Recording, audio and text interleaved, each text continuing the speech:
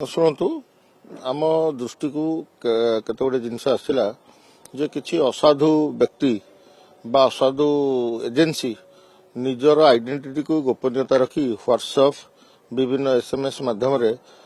जनसाधारण को विभ्रांतिकर मेसेज दौले जे आपण आमको केवल गाड़ी फोटो पठातु बा नंबर आपणकर मोबाइल नंबरटा दिंतु बा ओटीपी दिंतु आमे आपण को पीयूसी करके देदु। ए संक्रांत किसी तथ्य आम हस्तगत है यह एक गुरुतर अपराध तेणु एटा को तो कौन व्यक्तिगत किए कौन कर आम पक्षरे जानिबा संभव नुहे। तेणु नवेम्बर मासरे आम एक विधिवत एतला साइबर थाना दायर करूँ जहाँकि साइबर थानार तदंताधीन रही तापरे आमे एटा अंतरराज्य राकेट गोटे अंतरराज्य राकेट बाहर राज्य ऑपरेट करके माने बाहर राज्य थी ओडिशार लोक मानू मेसेज देखी खाली ओडिशार न सब राज्यर लोक मानू ये ठकी आसुले। तापर आमे आउ किछि अभियोग पाइलु जे ओडिशार किछि असाधु पॉल्यूशन टेस्टिंग सेंटर से माने गाड़ी न देखी गाड़ी की न आनिबा को प्रवर्ताई लोकंकर पाठारु फोटो गाड़ीर फोटो कलेक्ट करी से माने प्रदूषण सर्टिफिकेट मुक्त सर्टिफिकेट इश्यू करुले।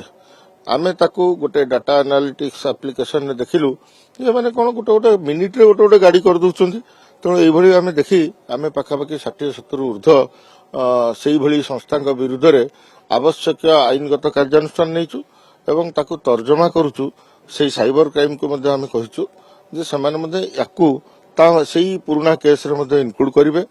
एवं सेमानक ऊपर तीक्ष्ण दृष्टि रखाई। ए सेंटर गुड़िकर क्रेडेंशियल बंद कर दिया। ए सेंटर आ निज लॉगिन रे निज मेसिन रे करि परिबे नाही। आमे मध्ये आपनक जरिया रे अनुरोध करूछु जदि एभली कोनोसी इंसिडेंट आपनक दृष्टि को आसे आपण हमकु आपनकर समस्त गोपनीयता रक्षा करी आमे आ ऊपर कार्यानुष्ठान नबु काना असाधु व्यवसायी कोनोसी प्रकार गुजब सृष्टि न करंतु बा कोनोसी कौन गोटे समस्या सृष्टि करी ताधीर फायदा नवा को चेष्टा न करंतु। एटा समस्या नुहे एक आईनगत विधि व्यवस्था किसी लोक करि पार नथिले तेणु करिया पय आमे व्यवस्थागत जहा जहा ढांचा रे परिवर्तन दरकार समस्त उद्यम जारी रहिछि एवं ढांचा रे जहा जो इंफ्रास्ट्रक्चर जहा भी थला ताको आउरी ऑप्टिमाइज करा होछि। जो कहले जो लॉगिन कथा कहले जो करि परियो नै से माने कैंसिल करी तांकर लाइसेंस बातिल करी सेगु माने गिरफ्तारी परिवार आवश्यकता रही काहेना से माने लोकन को गोटे पॉल्यूशन सर्टिफिकेट जीवन से जोटे खेलु कि आज्ञा ठीक कहले